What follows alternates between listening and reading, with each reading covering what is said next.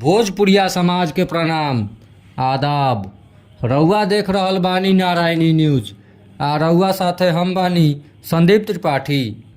गंडक दियारा के माधोपुर हजारी गांव में महावीरी झंडा के आयोजन भइल।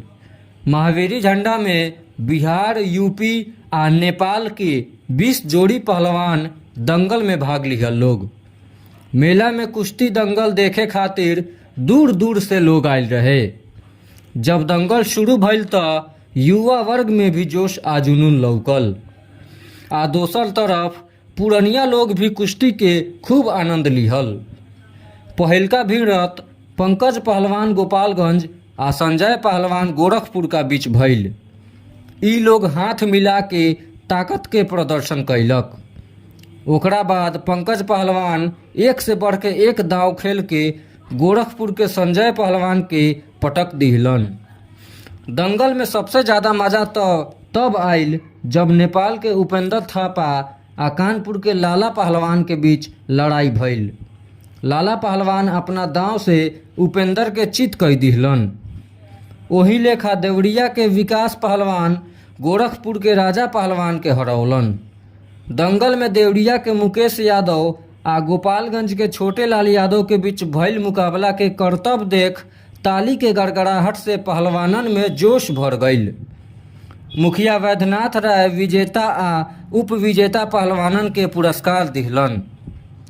एह दौरान राजकिशोर राय, उपेंद्र राय, चंद्रकिशोर राय, उज्जवल कुमार, नितेश कुमार, गोलू कुमार, प्रिंस राय, भभिखन राय, जयप्रकाश राय, रविंदर राय, बच्चा राय, ललन राय, राधा राय, संजय कुमार, डॉक्टर सुरेंद्र प्रसाद यादव भाग लिहलन।